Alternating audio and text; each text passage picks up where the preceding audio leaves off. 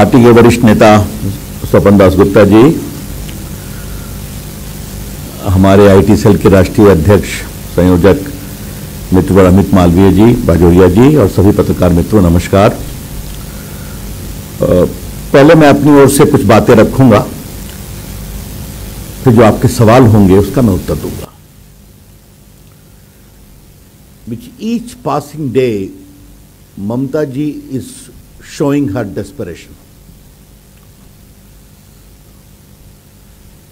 Not only as the Law Minister of India, but also as the Senior Lawyer of Supreme Court of India, I want to convey to you that since the day Model Code of Conduct came into force, no Chief Minister has asked for घेराव of security officers.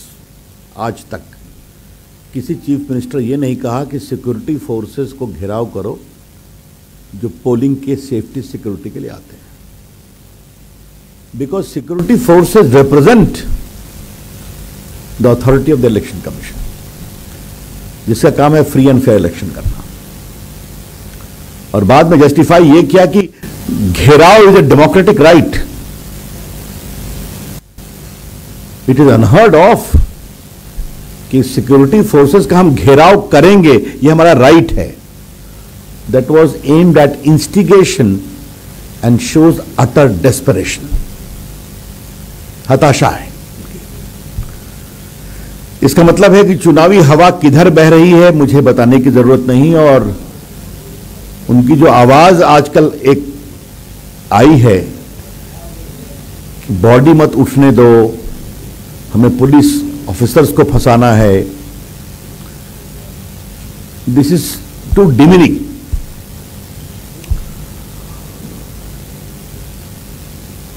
मित्रों, आज मैं आपके सामने दो तीन concrete बातें रखना चाहता हूं कि how governance and development is not at the centre of Mamata ji and her governance. पहला विषय मैं देश के कानून मंत्री के रूप में रख रहा हूं। जेंडर जस्टिस नरेंद्र मोदी सरकार के कोर में है। आपने देखा है, बेटी बचाओ बेटी पढ़ाओ, बाकी महिलाओं को एयरफोर्स में फाइटर पायलट देने का अनुमति दिया हम लोगों ने। आज देश के आईटी में लगभग 40 lakh people work directly, 4 million, 1/3 are women. And indirectly about 3 million professionals are there, 1/3 are women. तो हमने कॉन्शियसली वुमेन को आगे बढ़ाया। फिर आपने देखा होगा हम लोगों ने रेप लॉ को टफ किया। 12 साल से नीचे अगर आप बच्ची को करते हैं तो आपको फांसी भी होगी, आपका ट्रायल फास्ट ट्रैक होगा। और चिल्ड्रन के बारे में भी हमने पॉस्को एक्ट को बहुत मजबूत किया है, prevention of sexual crime against children. और इसके लिए हम लोगों ने फास्ट ट्रैक कोर्ट देश में 1000+ स्टैब्लिश किया। उसमें सेंटर 55% फंडिंग करती है, स्टेट गवर्नमेंट बाकी करती है। मुझे आपको बताते हुए बहुत दुख हो रहा है कि बंगाल के लिए 123 फास्ट ट्रैक कोर्ट हम लोगों ने सैंक्शन करके दिया है। 123 fast track courts, all for fast tracking rape trial and sexual offences against children. 55 crore रुपया भारत सरकार देगी, टोटल एक्सपेंडिचर 92 करोड़ का आएगा। मैं ममता जी को बार बार चिट्ठी लिखता रहा हूं कि आप कंसेंट दीजिए। एक कॉपी मेरी चिट्ठी की यहां पर है, I can give you the date. The first letter I wrote was on 12 December 2019, the second I wrote on 16 March 2020, and the last I wrote on 19 February 2021. वो किसानों का जो 6000 रुपया भारत सरकार भेजती है वो नहीं जमीन पर आने देती है। आयुष्मान भारत का भी स्कीम लागू नहीं होने देती है। But Mamata ji, you are a woman chief minister, you are a leading woman politician, What's your problem with fast track court for fast tracking rape trial and sexual offenses against children? जबकि देश के 27 राज्यों ने इसको स्वीकार किया और वहां काम शुरू हो गया है। लेकिन आज ये 3 साल से मैटर पेंडिंग है। अब 2 मई के बाद हमारी सरकार को इसको फास्ट ट्रैक करना पड़ेगा। मैं ममता जी के इस एटीट्यूड को इनसेंसिटिव मानूंगा, indifferent to the cause of woman. क्या आप, और मैंने मालूम किया कि कितने यहां पर रेप केसेस पेंडिंग हैं और इस तरह के, the total rape cases pending for trial and POCSO is 20,221। Because हम जो कोर्ट एस्टैब्लिश करते हैं तो अगर 123 केस है तो हम लोग 65 प्लस इस तरह से कैलकुलेट करते हैं। More than 20,221 rape and children sexual offences cases are pending. We are willing to give money, she is not giving consent. How far it is? तो it is a very shameful case of being utterly insensitive to gender cause. नारी कल्याण, नारी सुरक्षा के प्रति ममता जी की सरकार कितनी संवेदनहीन है, यह उसका परिचय है। आपको मालूम है 3 तलाक का कानून संसद में पारित हुआ था। स्वपन बाबू ने भी राज्यसभा में उस पर भाषण दिया था, जहां तक मेरे स्मरण आता है। दोनों हाउस में विरोध किया गया। टोकनिज्म, कभी वॉकआउट, कभी ये सवाल कभी वो सवाल। जबकि 3 तलाक is neither relating to any issue of religion और worship, it is only on gender justice, gender dignity, gender equality, नारी न्याय, नारी गरिमा और नारी उत्थान, उसका भी विरोध किया। तो ये 2 एग्जाम्पल मैं आपको देना चाहता हूं। ऐसे बहुत हैं, लेकिन 2 मैंने आपके सामने रखा। अब मैं थोड़ा देश के आईटी मंत्री के रूप में बंगाल के बारे में बात करना चाहूंगा, और ये और भी गंभीर बात है। आपकी जानकारी के लिए, नरेंद्र मोदी की अगुवाई में हमने देश के आईटी में मैं इंफॉर्मेशन टेक्नोलॉजी भी है, कम्युनिकेशन में फोन वगैरह है, इंटरनेट है, और इलेक्ट्रॉनिक भी मंत्री मैं ही हूं, electronic manufacturing. India is emerging as a big centre of electronic manufacturing. The second point, अब आपकी जानकारी के लिए मैं एक खाली एग्जांपल देता हूं। जिस समय 14 में हमारी सरकार आई थी, देश में इलेक्ट्रॉनिक मैन्युफैक्चरिंग था 1.9 लाख करोड़। ये 19-20 में it has risen to 5.3 lakh crore, compound growth rate 23%। 14 में हमारी सरकार आई थी तो देश में सिर्फ 2 मोबाइल फैक्ट्री थी, आज 200 है, 200। हम चाहते हैं पूरे देश में इलेक्ट्रॉनिक क्लस्टर्स आए, बाकी आए। देश में हमने कई जगह क्लस्टर्स भी लगाया है, लगभग 40,000 करोड़ का इन्वेस्टमेंट आया है, उसमें हम इंसेंटिव भी देते हैं। हम लोग की बहुत इच्छा थी कि बंगाल में इलेक्ट्रॉनिक मैन्युफैक्चरिंग आगे बढ़ना चाहिए। और यहां मैं आपको बहुत ही दुख भरी कहानी बताना चाहता हूं। यह फाल्टा नईहाटी जो बंगाल में है, 24 परगना में, यहां 2 इलेक्ट्रॉनिक क्लस्टर को हम लोगों ने अप्रूव किया। कब अप्रूव किया?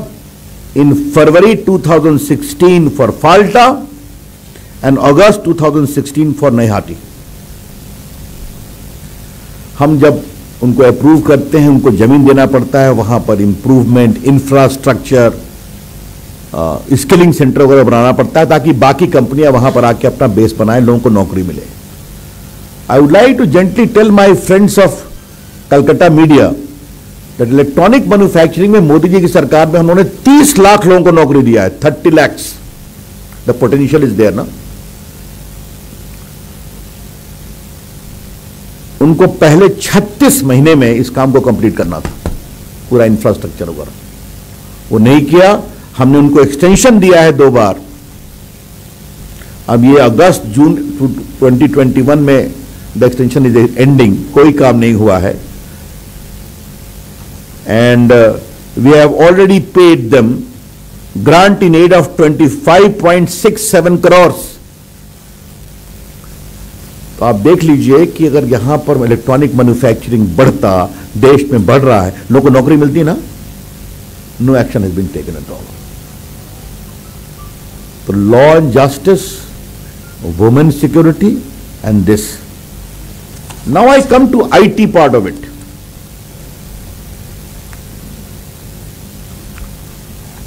देखिए आज के अखबार में, मैं I am sorry taking name, Economic Times में खबर छपी है कि भारत में आईटी हायरिंग बहुत हो रही है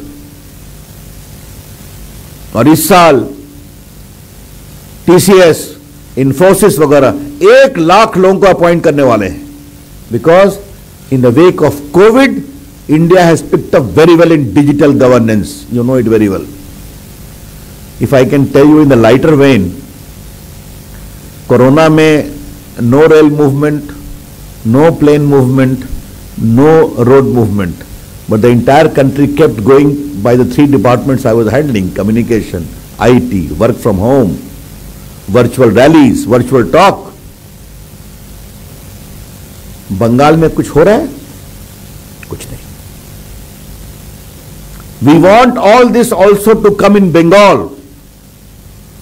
और ये मैं आपको इसलिए बोल रहा हूं कि हम आईटी विभाग से सेंटर ऑफ एक्सेलेंस देश भर में खोलते हैं, जहां बच्चों को नए नए अवसर मिले, वो करें। हमें artificial intelligent, internet of things, robotic के लिए यहां पर एक हम सेंटर ऑफ एक्सीलेंस खोलना चाहते थे, हमें कोई सहयोग नहीं मिला। स्वाभाविक बाद में वो दूसरे प्रदेश में गए, आज भी हम खोलना चाहते हैं। तो ये कोई आश्चर्य नहीं है कि अगर वो किसानों का 6,000 रुपीज नहीं स्वीकार करती हैं, आयुष्मान भारत नहीं स्वीकार करती हैं, इलेक्ट्रॉनिक मैन्युफैक्चरिंग में वो सहयोग नहीं करती हैं, तो सेंटर ऑफ एक्सीलेंस कभी बनाएंगे क्या? Friends, therefore Mamata ji's government is a total embodiment of corruption, misrule, mal governance and appeasement.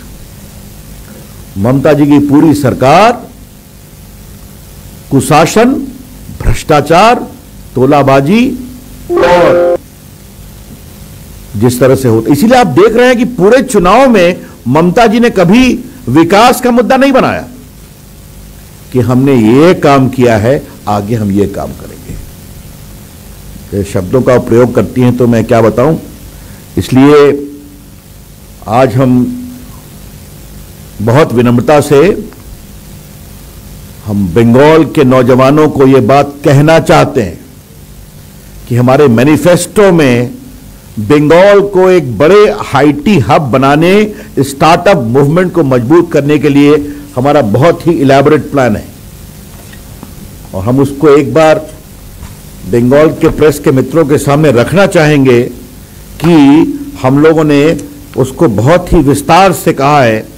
And I would like to read it and then conclude and take your questions.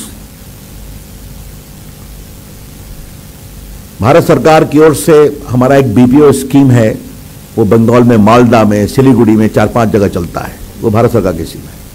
हम बंगाल के हर sub division में एक BPO, business processing office खोलेंगे and we will give 2,500 crore startup Bangla fund to provide subsidized loan of up to 25 lakh to 10,000 startups. जब इस तरह से आप एक नया विजन लेकर के आते हैं बंगाल के नौजवानों के लिए, तो भविष्य का रास्ता बनता है।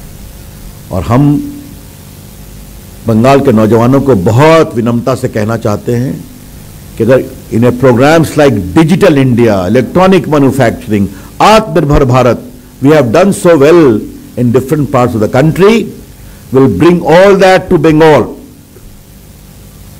creating opportunity, creating jobs, giving employment and also earning good revenue.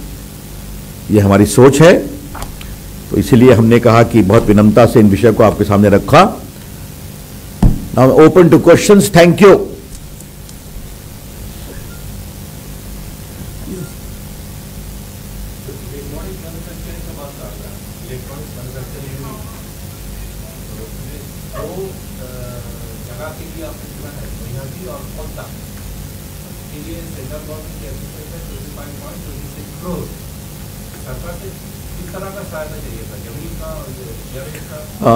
दो चीज होता है। It is the first instalment of grant in aid to give 50 crore plus. इसमें होता क्या है कि आपको जमीन एयरमार्क करना पड़ता है और जमीन को इंप्रूव करना पड़ता है, स्किलिंग सेंटर, प्लॉटिंग, बाकी सारी चीजें, ताकि बाहर की कंपनियां आकर के वहां पर मैन्युफैक्चरिंग को एस्टैब्लिश करें, और उसमें हम लोग मदद करते हैं। This is the whole scheme of electronic cluster scheme. Therefore, 2 clusters were identified, and these 2 were identified in consultation with the state government. They said, "Bring it here."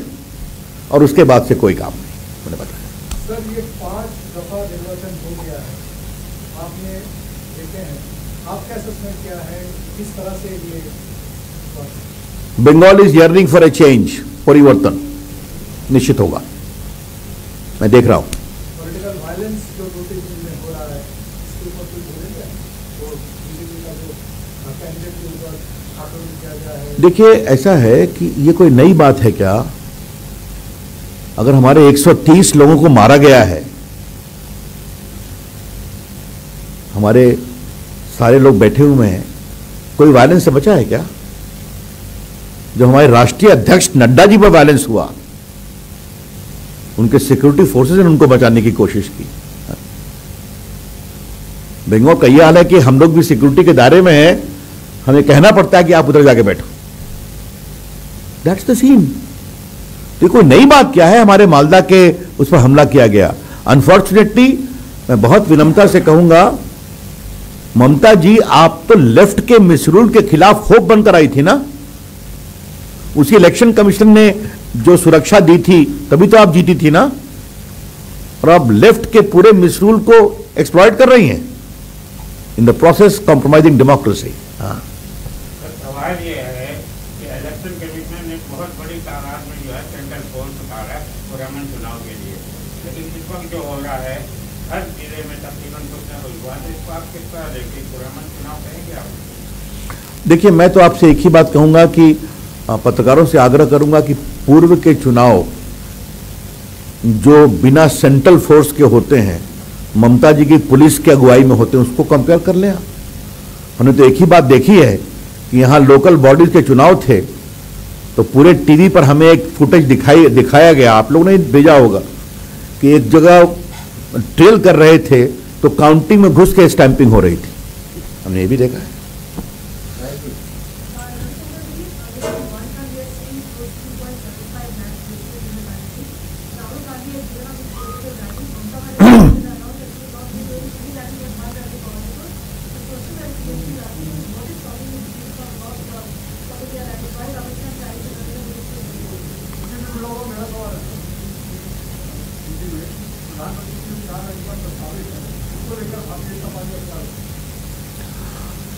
देखिए, राहुल गांधी की यहाँ कितनी रैली थी हमें भी नहीं पता है।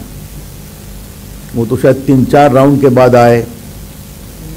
एक दिन भाषण मैं बड़ा सुनना चाहता था कि वो क्या विजन दे रहे हैं। उन्होंने यही विजन दिया कि नरेंद्र मोदी हमसे डरते हैं। अभी हमने एक नई जानकारी प्राप्त की, उसके बाद उन्होंने कहा कि आई एम विड्रॉइंग। तो क्या कहा जाए? The captain found his ship was sinking, isn't it? To found an alibi. देखिए, कोरोना के बारे में हमारी सोच बहुत साफ है। कोरोना दुर्भाग्यपूर्ण है और हमारी सरकार राज्यों की मदद से इसको रोकने में पूरी कार्रवाई कर रही है, और बिना किसी भेदभाव के कर रही है और करेंगे। अब टीएमसी के लोग जो सवाल करते हैं कोरोना को लेकर, तो मेरे उनके सवाल के जवाब में काउंटर क्वेश्चन है। ममता जी ने प्रधानमंत्री की जो मुख्यमंत्रियों की इतनी बैठक हुई, वो किसी में शामिल हुई क्या? I am very seriously asking this question. Did Mamta ji attend the meetings which the Prime Minister has called with all the Chief Ministers? और वो दर्जनों मीटिंग हो चुके, मुझे बताने की जरूरत नहीं है। और लास्ट मीटिंग जो हुई थी उसमें भी कहा गया कि मैं चुनाव में व्यस्त हूं। तो that is enough for me to indicate that जहां तक कोरोना और चुनाव का सवाल है, चुनाव एक संवैधानिक आवश्यकता है। It is a constitutional obligation undertaken by the election commission. तो इलेक्शन कमीशन जो भी निर्देश देगा हम मानेंगे।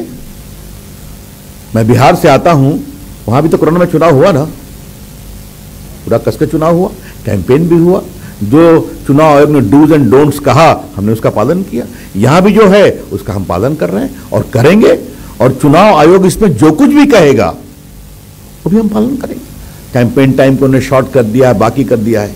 इसलिए the only authority to decide the issue during the process of election is the Election Commission alone, and whatever the Election Commission says will abide.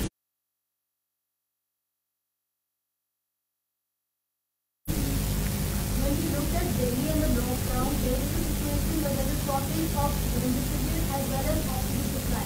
How the government is dealing with it? I think it is very elaborately all the government has taken the firm position. You may have heard about yesterday's decision that all the oxygen for industrial use has been banned, except few, and all the oxygen production has been diverted towards oxygen for the patient. The same is the case of also that particular medicine. Yes, any question? Sir, after that, one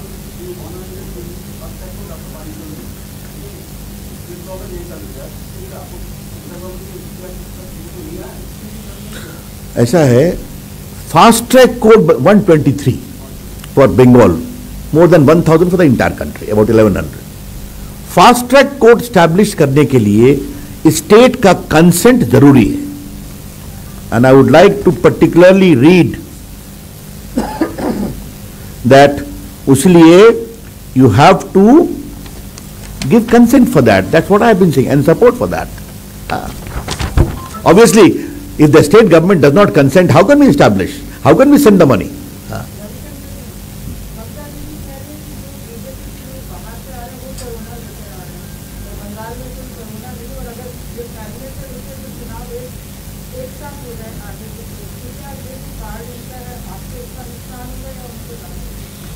ऐसा है कि अब इस पर मैं क्या बोलूं? मैं तो यही कही थी कि इस चुनाव में खाली बाहर के लोग आते हैं, तो मैं तो और कुछ नहीं बोलूंगा। जो अमित शाह जी ने एक इंटरव्यू में कहा था, मैं उसी को दोहराऊंगा। क्या सुभाष चंद्र बोस सिर्फ बंगाल के थे क्या? मैं बचपन से, जब से मैं संघ का स्वयंसेवक बना, विद्यार्थी कार्यकर्ता बना, विवेकानंद मेरे लिए ईश्वर है, तो क्या वो सिर्फ बंगाल के थे क्या? रविन्द्रनाथ टैगोर सिर्फ बंगाल के हैं क्या? अरविंदो घोष बंगाल के हैं क्या? तो पूरी जो भारत की कल्पना है, ये दो गीत है ना, वंदे मातरम और जनगण मन, ये दोनों कहां से आया? यहीं से ना आया? तो ममता जी क्या बोल रही है मुझे समझ में नहीं आता। Again this show the desperation. That's all.